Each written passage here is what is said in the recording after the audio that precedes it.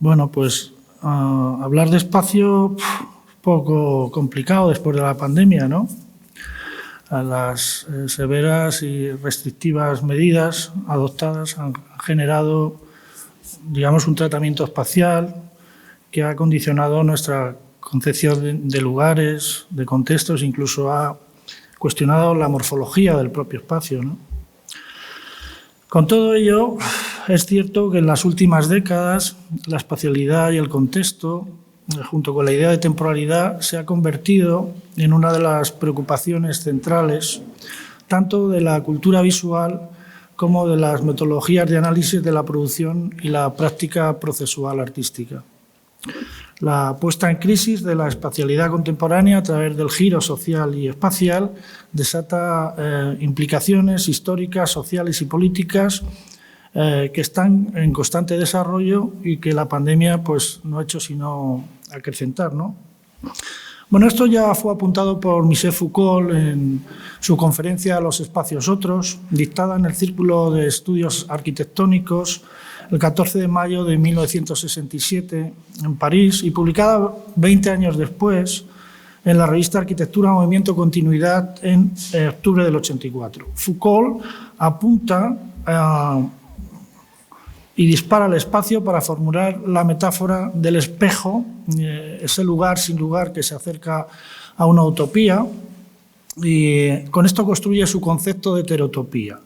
Una heterotopía es una representación física que se aproxima a una utopía, ¿no? Heterotópicos son espacios que tienen más capas de significado o relaciones con otros lugares de las que a primera vista se ven, ¿no? Y hoy día están asociados tanto a lugares que practican modos de resistencia y disidencia como aquellos que desarrollan formas de dominio, de disciplina y de castigo.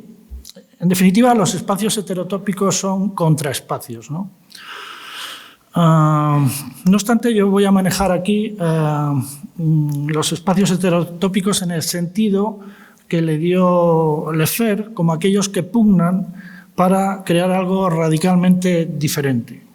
Asociado a la heterotopía está la heterocronía, que vamos a definirlo también como múltiples temporalidades operando conjuntamente, ¿no? Foucault termina su disertación con la metáfora del navío como la heterocronía por excelencia y apunta ya con esta última metáfora a la performatividad espacial y a la ontología relacional. Las preguntas que surgen son ¿qué es producir espacio? ¿Cómo se produce espacio atendiendo a las demandas sociales?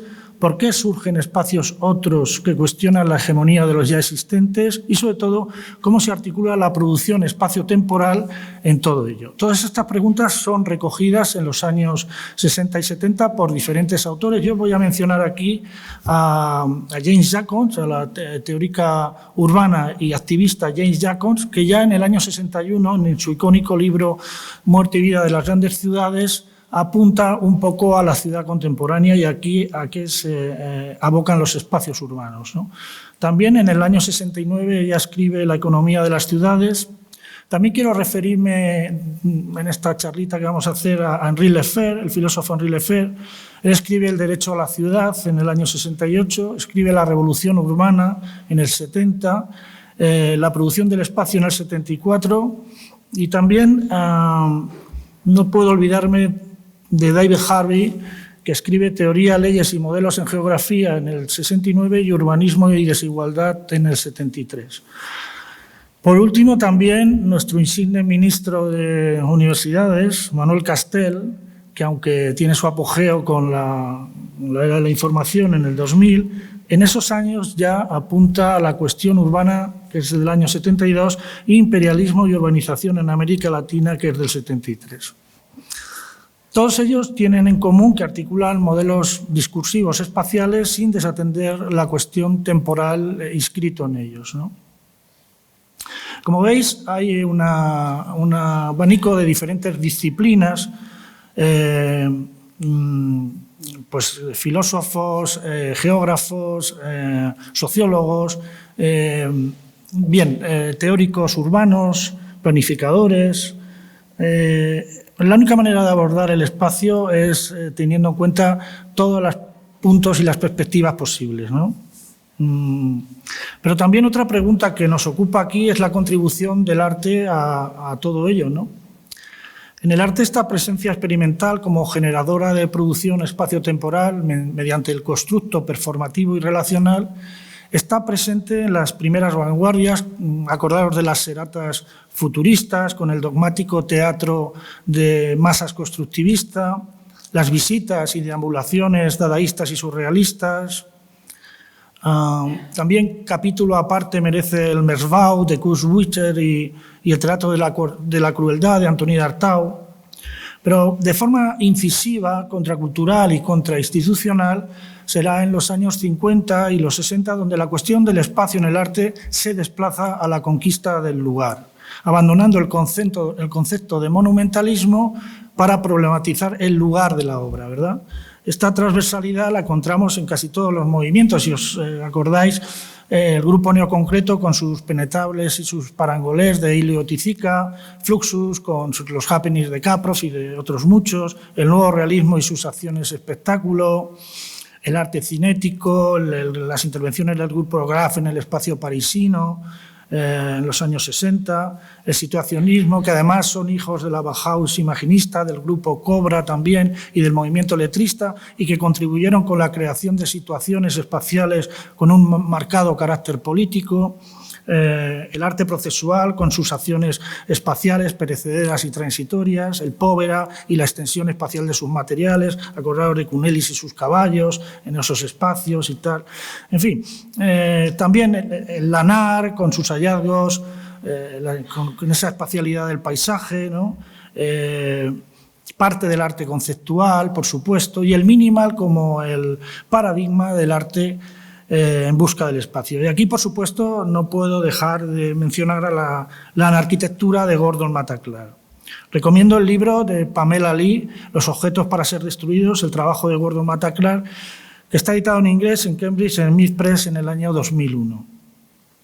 Bien, todas estas frecuencias han sido estudiadas por diversos autores donde parte de estas experiencias artísticas apuntan abiertamente al establecimiento del contexto de lo relacional y lo performativo como elemento regenerador del espacio.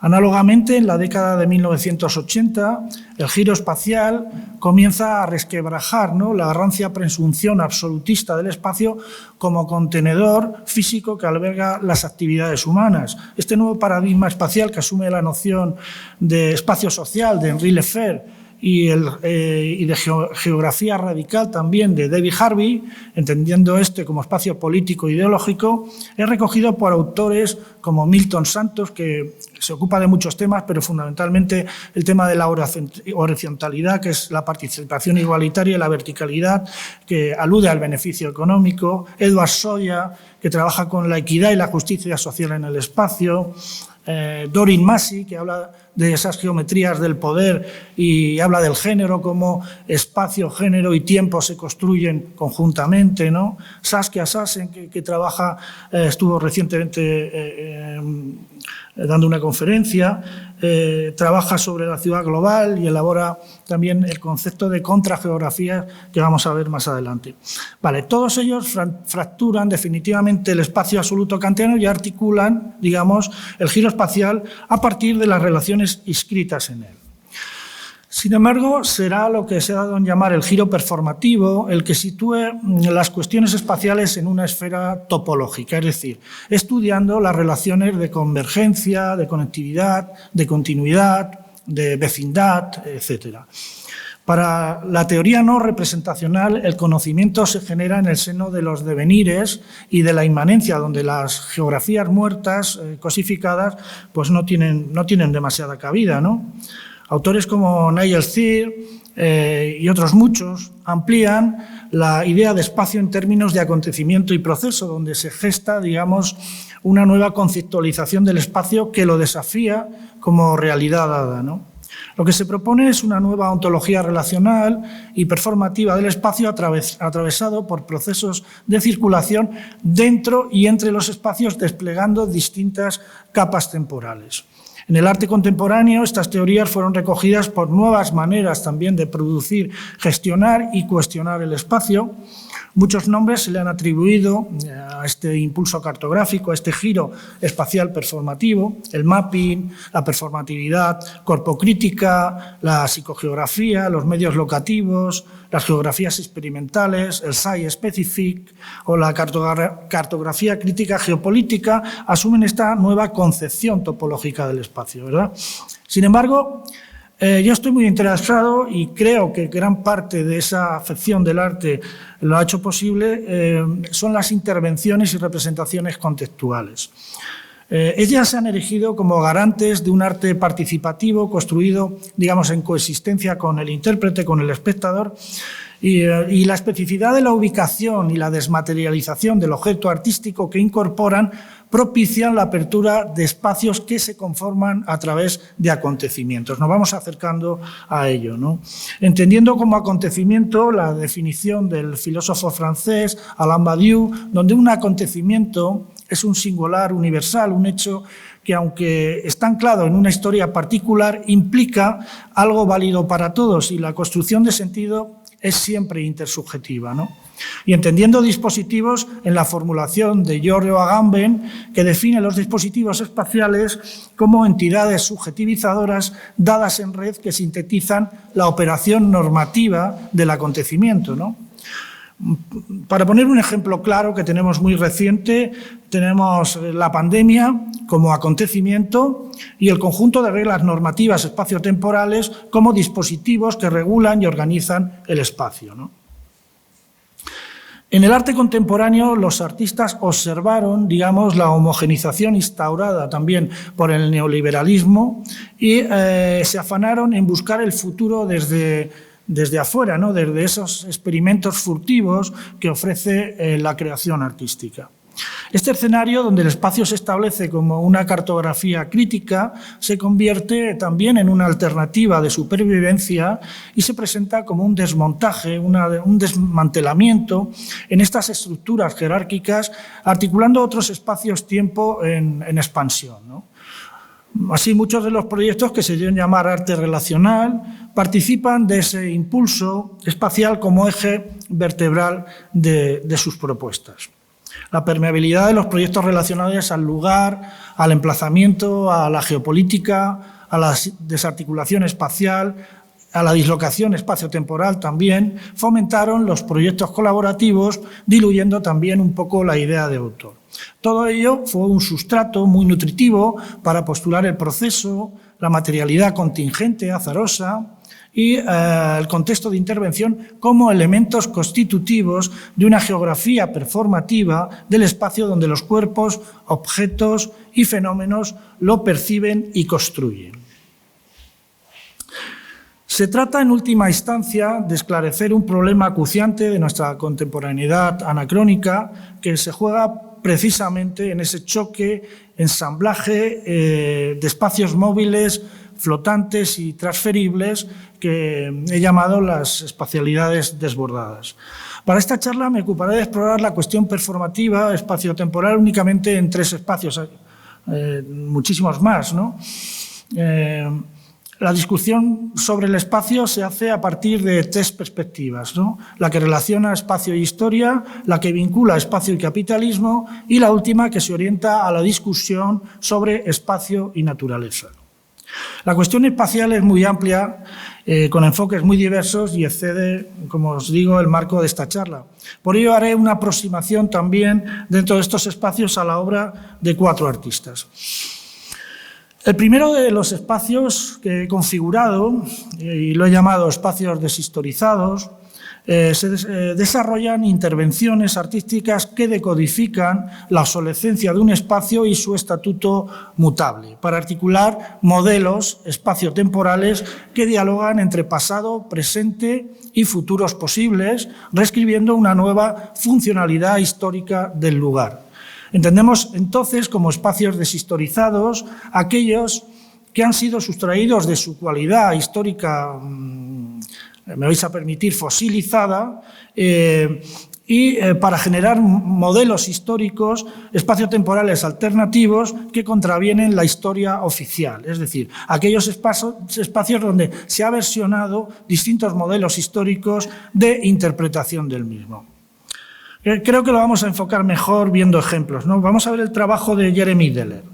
Jeremy Deller construye el lugar desde el proceso, la movilidad y el cambio.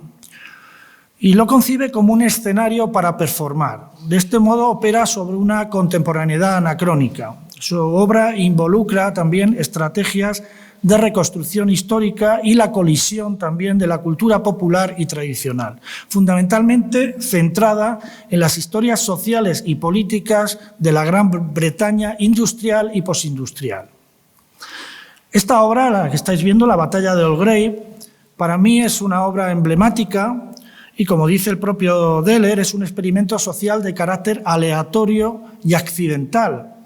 Es una instalación que rememora uno de los sucesos más importantes de la cultura obrera inglesa, la huelga de mineros de 1984 por el Sindicato Nacional de Mineros y la recreación que Jeremy Deller hace del mismo conflicto en 2001. El conflicto reencarna la batalla que tuvieron policías y mineros por la equidad, ¿no?, de los trabajadores. Estos experimentos modifican y reconstruyen la idea de acontecimiento y memoria histórica mediante una estrategia de recreación histórica o remake, donde el lugar como evento se constituye como una práctica social creativa. Pero, atención, cuidado, aquí hay un desplazamiento de la historia oficial, porque los eventos recreados siguen definiendo las vidas de los habitantes y traen de nuevo algo que sigue estando ahí presente, que es la incertidumbre social del posindustrialismo, ¿no? De esta manera, Deller actualiza lo performativo al ámbito de la conmemoración de monumento público a la lucha de la clase obrera inglesa y posiciona la cultura del entretenimiento y de servicios como el exponente del fracaso de la revolución industrial de Gran Bretaña. Esa revolución industrial que se dio en el 84 luego se dio en España 10 años después, como todos sabéis. La especificidad del lugar es la característica, digamos, que define y recompone la reexperimentación psicogeográfica de la historia industrial de Gran Bretaña, condensada no solo en un evento traumático del pasado, sino en una crítica espacial, anacrónica y performativa del espectáculo y el artificio que supuso la huelga de mineros de 1984. No olvidemos que Margaret Thatcher había definido a los mineros como el enemigo interior, ¿no? Casi se podría poner en una pantalla de Broadway, ¿no?, de lo espectacular que es. Si os fijáis, estos días hemos tenido también mucha marcha en Cádiz, ¿no? Quiero decir que son problemas que vuelven, ¿no? Pero también esta pieza parte de la memoria del acontecimiento traumático, que es otra forma de producir la memoria espacial en el subconsciente del individuo, ya que la acción trae a la actualidad la revisión del registro histórico, lo trae de nuevo, ¿no? La memoria en la recreación histórica de la batalla de Belgrave se experimenta, al menos parcialmente, como un proceso de historización, donde lo que se pone en juego no es el recuerdo de la memoria histórica episódica del acontecimiento, sino que Deller utiliza lo anacrónico como un verdadero fuera de lugar, absolutamente literal, ¿no? Y lo hace revaluando la significación e interpretación del evento al justaponer y volver a reconstruir el hecho con 800 actores profesionales de recreaciones históricas y 200 actores que eran los mismos mineros que participaron en el evento en 1964. Podemos deducir que existe una intención clara del artista en resaltar el aspecto de vivencia histórica para proponer un proceso abierto temporalmente hacia el pasado y hacia el futuro, ¿no? Esto se observa claramente en la utilización de varias disciplinas, textos, quiero decir, hay una acción performativa, pero también hay muchas disciplinas involucradas en la obra. Hay un archivo, como habéis visto en la primera diapositiva, etcétera, donde hay textos, hay vídeos, hay documentación etnográfica, etcétera. Todas estas disciplinas no las utiliza para definirlas, sino para confrontarlas, para activar y ensamblar capas de representación, de asociación que generan historias políticas específicas.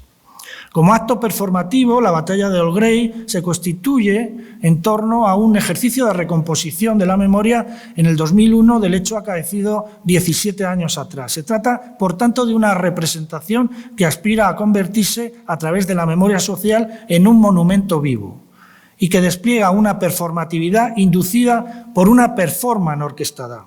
Pero no es lo mismo, ¿eh? Y además son conceptos capitales para enredarnos en esta obra y en casi todas las obras que vamos a ver. La performatividad disimula las huellas de las construcciones repetitivas y, por tanto, conlleva regulación y constricción, digamos que es la enunciación de actos, y la performance sirve para revelar y contestar la operación normativa de la performatividad en el terreno de lo social. Quiero decir, digamos que es la ejecución, la realización de ese acto, ¿no? Y existe de muy diversas maneras, en tanto en cuanto el espectador lo recibe e incorpora a su subjetividad. En definitiva, cuando el espectador pone en juego su memoria cultural y genera una aprensión de él, es cuando la performatividad emerge como tal, ¿no? Sugiero que se lea la reflexión de Mickey Ball en ese fabuloso libro que está publicado por esta casa, por Zendeas, Conceptos viajeros en las humanidades, su capitulito a propósito de performatividad y performance. La obra de Deller está basada también en el estudio de la sociedad y la cultura inglesa, como he dicho, y en los cambios producidos por la revolución industrial, que afectan a las expresiones populares. Eso nos ha quedado a todos claro, ya que no fija su procedimiento, como he dicho, en una disciplina artística, sino una exploración de las formas vernáculas de la posmodernidad, donde de algún modo la performatividad explora la memoria poniéndola en relación con nuestra conciencia del tiempo y nuestra relación con el espacio, ¿no? Y esta experiencia con el espacio solo puede entenderse como enredarse con el lugar a través del cuerpo, recreándolo, performándolo, porque el lugar se inscribe en una dialéctica heterocrónica, operando tiempos múltiples, los propios tiempos de cada sujeto, los propios tiempos de los objetos, es decir, su trabajo plantea la exploración cinestésica del cuerpo que recrea y reactualiza el lugar como conflicto. Y es por medio de nuestra presencia y performatividad en ellos donde nuestros propios cuerpos en presente dialogan con el pasado, presionan el presente, y cuando digo presionan, hacen que se oiga, y diseñan plataformas de discusión futuras que reinsertan nuevamente el conflicto de clases de la sociedad inglesa. Esta visión de materialidad y performatividad en una época contemporánea que está obsesionada por redefinir el pasado a partir de la hegemonía del presente, plantea una equidad entre memoria e historia, cuyo propósito es intentar comprender el desgarro traumático que supone la pérdida de identidad diluida dentro de la historia, que solo se representa, como apunta Nora, como una aceleración del presente. Es por ello que en las entrevistas de la película de la batalla solo encontramos los trazos, las huellas, los arañazos que deja la memoria, que ya no pueden ser verdadera porque se ha convertido en historia, se ha convertido en mera representación. Así, aquello que más se acerca a la verdadera memoria serían los mismos lugares, y son estos los que transportan a la comunidad y al individuo a la reconstrucción de lo vivido y no a la historia fosilizada, reactivando de nuevo preguntas. Por tanto, estas aportaciones sobre la memoria y el lugar, es decir, el espacio, como elemento que activa el sentido temporal del acontecimiento vivido, es el que utiliza Jeremy Deller en esta obra. También dentro de esta línea psicoespacial encontramos el trabajo de Gregor Snyder, ¿no? Es inevitable traer el trabajo de Gregor Snyder y no hablar del Merzbau, de su compatriota, Koos Winters. Koos Winters, como sabéis, hizo lo mismo, quiero decir, cogió su casa y empezó a reconstruirla y a añadir objetos, siempre dentro de un punto de vista autobiográfico, salía a la calle, recogía objetos. Esto lo hizo desde 1923 al 43, donde la casa fue destruida por la Segunda Guerra Mundial. Sin embargo, Gregor Snyder, en Haus Sur, podemos ver la presencia de lo siniestro como una emoción estética, ¿no? Esta emoción de lo extraño, lo siniestro, en realidad no es ninguna novedad, ¿no? Sino que era algo muy familiar para la psique y se había alejado de ella solo a través de la represión. Las obras de Snyder están impregnadas por lo que yo he llamado performatividades forcluidas, entendiendo estas en el estricto sentido lacaniano como escotomizadas o expulsadas, ¿no?, del inconsciente. El proyecto Hausur, que significa casa primigenia, casa primera, Snyder transforma continuamente las habitaciones de la casa.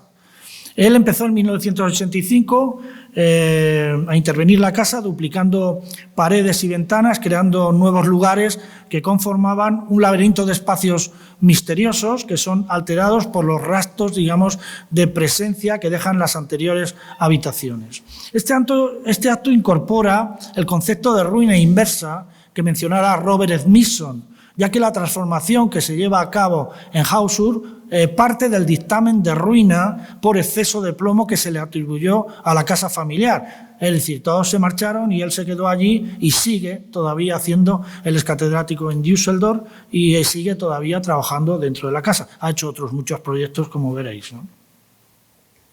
Bien, de alguna manera, de este modo podemos considerar Hausur como una segunda oportunidad, ¿no?, para explorar y dialogar con el pasado, con su pasado en presente y diseñar futuros posibles. Quiero referirme al concepto de ruina inversa de Smithson. Smithson en México, en el Hotel Palenque, vio que este hotel tenía ruinas en las que se estaban derruyendo por un lado y se estaban construyendo nuevas habitaciones, ¿no? Y las llamó ruinas del futuro. ¿Por qué? Porque ese trabajo nunca se iba a acabar, ¿no? Siempre sería una forma. Esto es lo que pasa en la casa de Snyder, ¿no? El visitante se enfrenta a una serie de espacios que desafían su comprensión del lugar. La carga psicológica de los espacios de Snyder se debe en parte a la sensación de que los espacios inaccesibles, escondidos, forcluidos dentro de las habitaciones duplicadas desorientan por completo al espectador, ya que la inmersión produce una espacialización temporal en la percepción del visitante. Y este efecto, según Freud, es un efecto de lo uncanny, es decir, lo siniestro como la clase de cosas aterradoras que nos lleva de regreso a lo conocido y familiar. Lacan amplía este concepto de lo siniestro colocándolo en el campo donde no sabemos distinguir entre el mal y el bien o el placer y el disgusto, es decir, lo coloca dentro del colapso, ¿no? Se trata entonces de una acción, ¿no?, más que de una mera intervención, lo que hace Snyder. Recordemos que él empieza, sus primeras obras son obras adscritas al accionismo vienés, ¿no? Esta acción sobre el espacio articula una reconstrucción, deconstrucción, manipulación y duplicación de las habitaciones de la casa. La duplicación en la obra de Snyder aparece como un proceso, una herramienta sencilla de elaboración espacial, una técnica artística que con el tiempo, a base de repetir la misma acción, se convierte en algo que va descubriendo la naturaleza del espacio. Es decir, es mediante la relación absorta y performativa con el espacio donde éste se convierte en un laboratorio topológico, ¿no? Así, la duplicación para Snyder es un acto de repetición para acceder a un conocimiento diferente del espacio, que trae cosas del pasado al presente. Dentro de esta repetición y duplicación, el espectador transita por el interior de la casa encontrándose una habitación tras otra sin ninguna conexión lógica, intentando descifrar una espacialidad amorfa y orgánica. Nos encontramos constantemente con antilugares que provocan una relación de rechazo porque experimentamos sensaciones caracterizadas por la ausencia de toda sociabilidad latente, ¿no? El espectador recorre los espacios como si de una acción performativa se tratara y percibe también la atrofia, el vacío y la neutralidad de estos espacios con irritación, ansiedad, inquietud, ¿no? Y aunque no accedemos a su sustancia significante porque está forcluida, o mejor sería decir tapiada, la resonancia mórfica nos acerca a la ansiedad y a la muerte. También conceptos tratados por Freud en l'uncanny, donde la repetición y el doble actúan como instinto de supervivencia y de preservación, pero también como una un acto estético de creación, ¿no? En última instancia, dentro de una narrativa absolutamente artística, se puede interpretar como un proceso escultórico de representación tridimensional entre el modelo y el original y la copia o su reproducción, ¿no? A mí me interesa más ver la casa en su conjunto como una escenografía cargada de memorias. La casa, como sugiere Gastón Bachelard, es nuestro primer universo y constituye nuestras primeras experiencias psíquicas, perceptivas y espaciales, porque es realmente un cosmos. Además, los espacios interiores de la casa son archivos de historias íntimas. En el proyecto Haus Sur, Schneider trae a primer plano los temas de la historia, la memoria colectiva y la memoria personal, pero también las cosas que han sido olvidadas, reprimidas y forcluidas en el espacio simbólico del hogar. Los espacios de Schneider están rodeados por un halo de inquietud y espectralidad, y lo que se experimenta son reverberaciones, es decir, una narrativa sorda, un murmullo del lugar donde una vez existió esa narrativa, pero no la podemos ver, ¿no? Por ejemplo, en esta obra, el proyecto Die Familie Schneider incorpora este efecto denominado doppelganger, es decir, la duplicación de lo real existente, se podría definir como un doppelganger arquitectónico. Esta obra, Die Familie Schneider, se llama Duplica dos casas típicas londinenses con total exactitud, en las que aparecen dos parejas de actores gemelos interpretando los quehaceres cotidianos, ¿no? El visitante es invitado a entrar individualmente en cada casa con la prohibición expresa de no interferir en el acto performativo de los actores. El espectador se convierte en voyeur y tiene la sensación, después de ver la segunda casa, con idénticos espacios, idénticos habitantes, que se está observando a sí mismo, ¿no? Tiene la sensación de estar al lado de sí mismo, en definitiva, de ser un voyeur de sí mismo, ¿no? Podemos entender la acción de Schneider en su contexto. Por ejemplo, la rehabilitación constante de la casa se produce en un lugar que sufrió la devastación de los bombardeos de la Segunda Guerra Mundial, ¿no? En la zona de Rey, de Mönchengladbach, el 80% de las casas fueron arrasadas. En los 70 incluso hubo un éxodo parecido al que ocurrió en Detroit, ¿no? La ciudad conserva esta memoria urbana que puede ser un antropomorfismo, es decir, la ciudad que tiene una memoria, ¿no? Más comúnmente se puede connotar la ciudad, o se connota, como un paisaje físico y una colección de objetos ensamblados en redes heterogéneas, cuya articulación permite aflorar los recuerdos del pasado. Estos recuerdos están encarnados en los restos de la construcción y reconstrucción secuencial de la ciudad, pero permanecen flotantes en un tipo de performatividad reprimida, ¿no? La ciudad es ontológicamente múltiple y heterogénea, y una de sus frecuencias es constituirse dentro de la red como un espacio de producción simbólica. El espacio heterotópico de Schneider se expande hacia una arquitectura simbólica de la ciudad en el contexto histórico alemán de posguerra, donde las huellas y los fragmentos de la destrucción dieron paso a la confrontación con la memoria colectiva. La memoria colectiva opera como contraste a la historia, que no deja de ser una racionalización del pasado. Estas teorías fueron recogidas ya en el año 82 por Aldo Rossi en su libro La arquitectura de la ciudad, que refutó, digamos, las teorías modernas del urbanismo y la reconstrucción de las ciudades después de la Segunda Guerra Mundial. Rossi propone la memoria de la ciudad a través de sus edificios, en la que la ciudad es recordada mediante esos edificios y establece semejanzas y sensibilidad a la experiencia de las memorias con la mente humana, ¿no? También en la intrahistoria, ¿no?, observa que Schneider compró la casa de otro de sus proyectos, de Joseph Goebbels, el ministro de propaganda nazi, y performó en ella.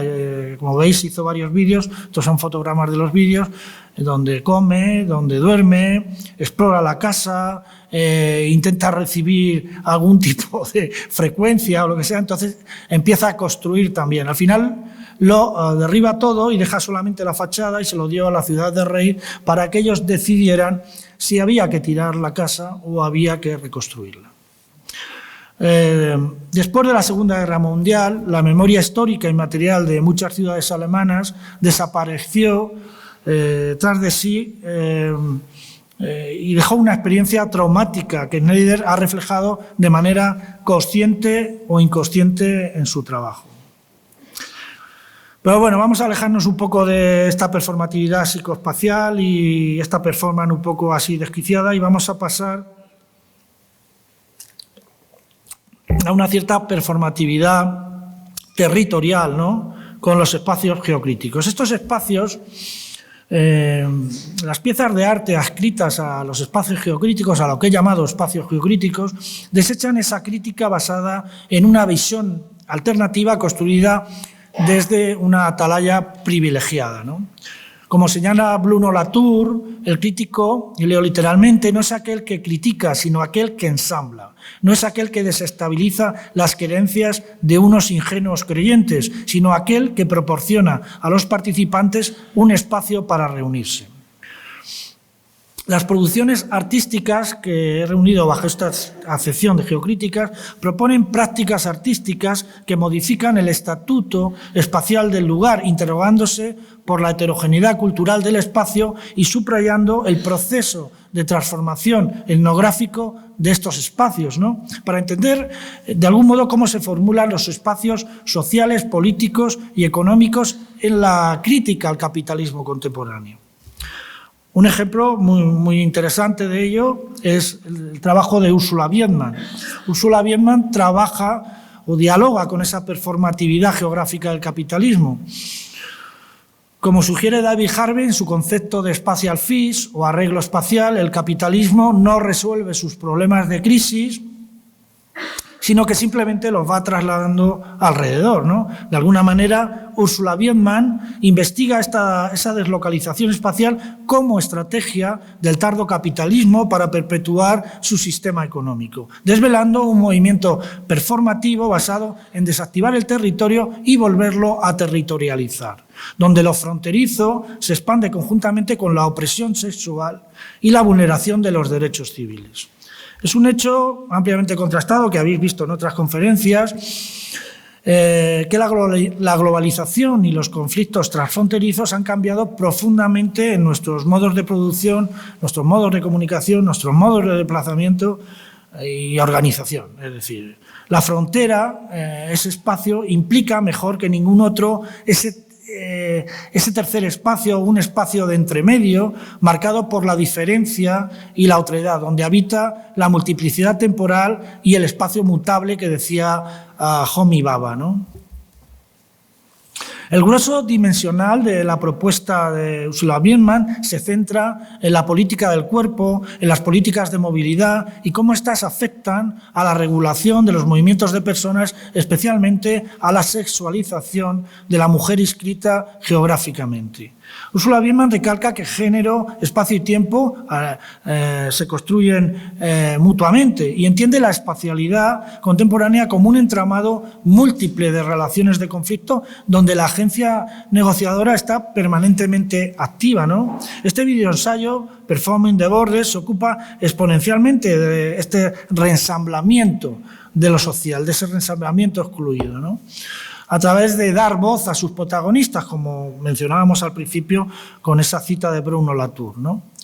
El vídeo está grabado en la frontera de México y Estados Unidos, en Ciudad Juárez, donde las industrias de Estados Unidos montan sus equipos electrónicos y digitales que están situadas al lado del Paso, en Texas. El vídeo se compone de entrevistas, voz en off con guión, texto citado en la pantalla, escenas y sonidos grabados en el sitio, así como imágenes encontradas que se combinan para dar una idea de las condiciones de género inscritas en la zona fronteriza. El videoensayo describe las relaciones de género de la región fronteriza a través de diferentes perspectivas: la división del trabajo, la prostitución, la expresión de los deseos femeninos en la industria del entretenimiento y la violencia sexual en la esfera pública.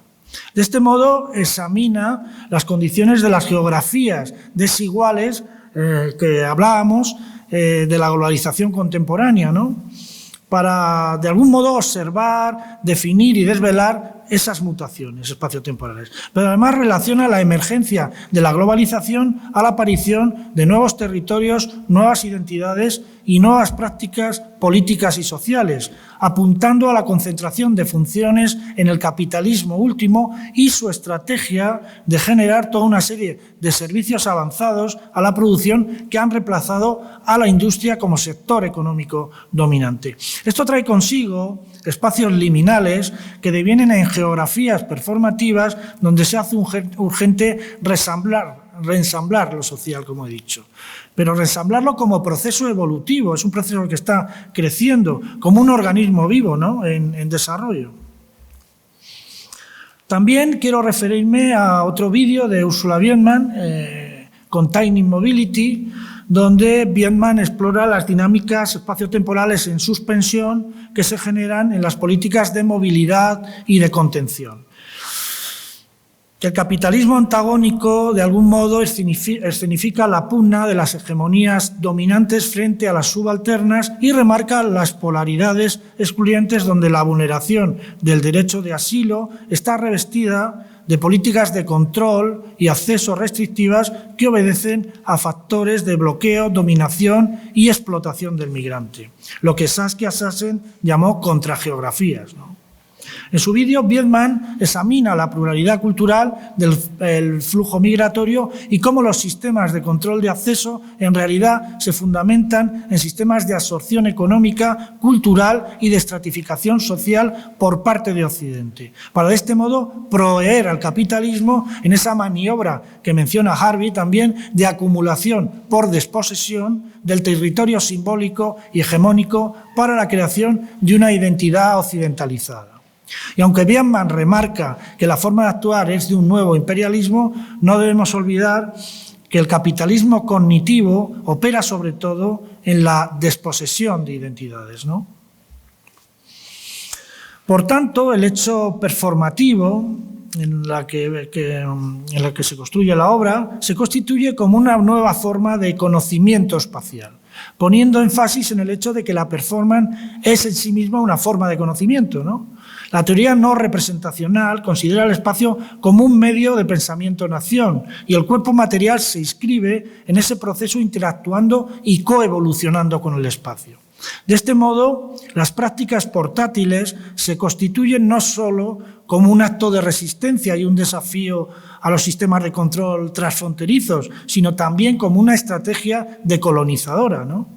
Ursula Wiedmann plantea su videoensayo sobre un cuerpo, digamos, itinerante, ¿no?, en su condición de no pertenencia y no existencia jurídica, no hay existencia jurídica. De este modo, habita el antagonismo que supone la movilidad transnacional del contenedor de mercancías del Gulag siberiano a Liverpool, ¿no?, mostrando la red de transporte globalizado que regula el movimiento del contenedor y el confinamiento de este señor Anatol Kuiz-Zimmermann dentro de él. Por un lado, realiza una inversión en los sistemas de control del movimiento de bienes y personas y, por otro, expone las tácticas para burlar las restricciones de movilidad. El vídeo, como podéis ver en estos dos fotogramas de doble pantalla, combina documentos ficticios simulados con hechos reales en la trayectoria migrante de Anatol y recoge el conflicto constante entre la regulación y supervisión de la movilidad de Anatol confrontada a su obstinada lucha por la supervivencia, la autodeterminación de sus movimientos y el asilo político. La temporalidad heterocrónica del migrante que se da aquí deambula en ese espacio-tiempo suspendido que Wiedmann recoge en su videoensayo, pero es también el antagonismo espacial de movimiento, paralización, productividad, improductividad, lo que habita la heterocronía del migrante. Por un lado, el desarraigo, el confinamiento, la legalidad y la paralización de Anatol y, por otro, los flujos migratorios en las redes de transporte transnacional en los que está inmerso y que habilitan una diáspora espacial, ¿no? Hablando un poco de movilidad desde otra perspectiva, encontramos también los espacios desarticulados y rearticulados. Estos espacios los he llamado así porque proponen intervenciones artísticas que cuestionan y transforman la identidad de un lugar mediante un reprocesamiento de sus elementos puestos en común.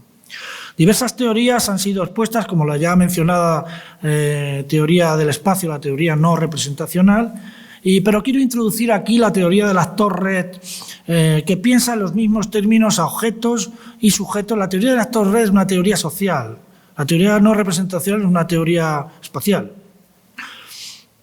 Como digo, piensa en los mismos términos a objetos y sujetos, a naturalezas y sociedades, planteando una concepción monista del mundo, es decir, no dual, sino híbrida, múltiple, continua, entrelazada, incluso enmarañada, ¿no? Donde las asociaciones proponen una performatividad inversa, ¿no? Para rematerializar el mundo social y resocializar el mundo material, esa inversión, ¿no?, que se hace. Evidentemente, las nociones de antropoceno y capitaloceno, que se estudian no ahora, no las vamos a mencionar ahora, en otros espacios, tienen una gran implicación con estos procesos que activan los artistas para reformular esos espacios colapsados. Pero hay otros teóricos que me interesan en este momento, y ya vamos a ir terminando, como Jean-Luc Nancy, que apunta sobre temas como la comunidad inoperante, donde desplaza los conceptos de la política y lo político hacia posiciones que no exigen reciprocidad, que reclaman un ser singular plural, aseverando que la existencia es esencialmente coexistencia y solo en la inoperancia la comunidad escapa al imperio de la inmanencia. La inoperancia desarrolla una performatividad anárquica y estática, donde lo ordinario, de algún modo, se vuelve extraordinario y lo cotidiano deviene en acontecimiento. Nancy reclama la comunidad de los inútiles, la comunidad improductiva, como instrumento trascendente. Esta desrealización del mundo obedece a una temporalidad cíclica muy próxima a las formas de tiempo que no se dan ni se toman, ¿no? Aquellas que expresó ya en su libro en el 95 Derrida, las cuales se manifiestan en el mientras tanto, en el entretanto, ¿no? Un espacio-tiempo no dado, sino habitado, encontrado en sus discontinuidades y fracturas, donde una historicidad topológica emerge en su cualidad mineral, en su pura materialidad, para desarrollar una autonomía del acontecer que queda desligada de nuestra propia voluntad y entra en parámetros anárquicos y no autoritarios. Estos espacios se configuran en la propia materialidad contingente. De alguna manera, la quietud y el azar activan un sistema de duración del acontecimiento inmutable que responde a esa verdad científica que expresara Werner Herzog en sus películas. Ayer vi Fitzcarraldo otra vez y no me deja de asombrar. Voy a hablar de un artista para cerrar este espacio que se llama Pierre Huyghe. Pierre Huyghe considera el espacio como un mundo en sí mismo. El espacio está sin orquestar, que vive a sus propios ritmos, ¿no? En sus obras procede a un borrado, a una disolución de la función espacial y social del espacio intervenido, obligando al visitante a cartografiar y dar significado a una dimensión espacio-temporal completamente otra. La invención y creación por parte del espectador de contextos espaciotemporales dentro de un organismo en proceso de transformación genera una configuración del espacio-tiempo como un campo de pruebas donde, una vez arrancada la cáscara, el camuflaje, la dimensión espaciotemporal se nos revela inesperada, incierta y que desarrolla una performatividad metafísica, ¿no? Esta obra, sin cultivar, es la obra que aborda magistralmente esta quietud o inquietud de la deriva de los acontecimientos para hacer emerger una performatividad metafísica del espacio.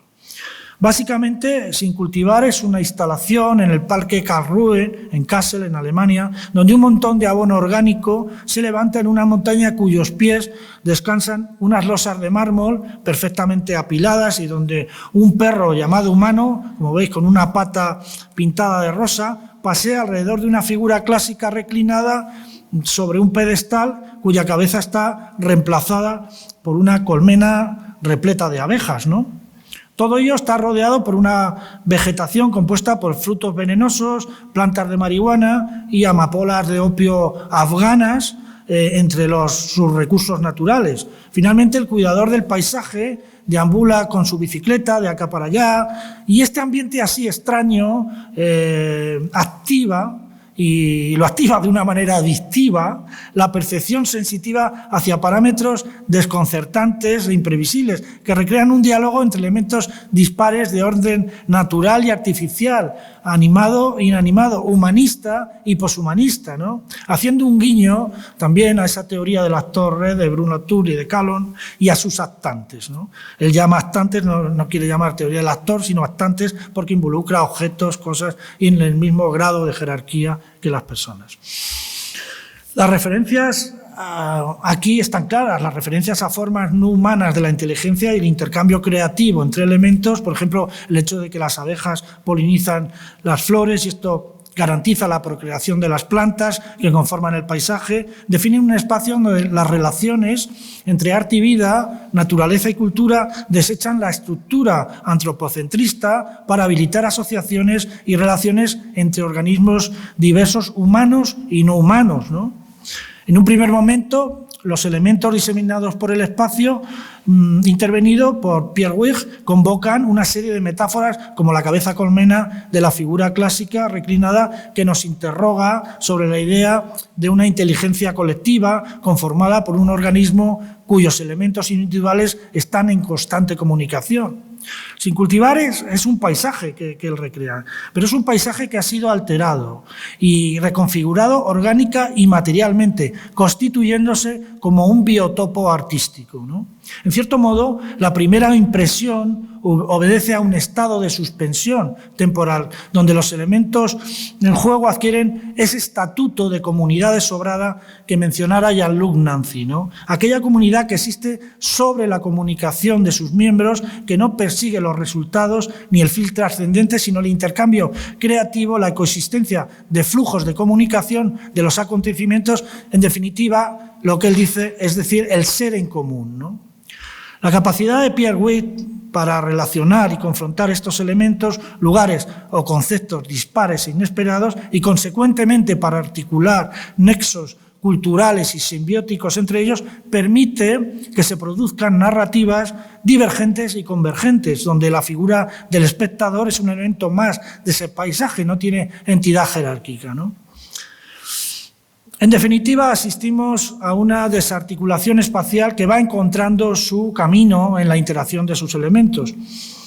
No quiero parecer frívolo y evidentemente he dejado claro que esto es un biotopo artístico, pero salvando las distancias no se aleja mucho de ese accidente geográfico que lleva ya 67 días, que es el volcán de La Palma, deslizándose por la orografía y configurando una nueva espacialidad contingente, al menos en alguna cuestión, ¿no?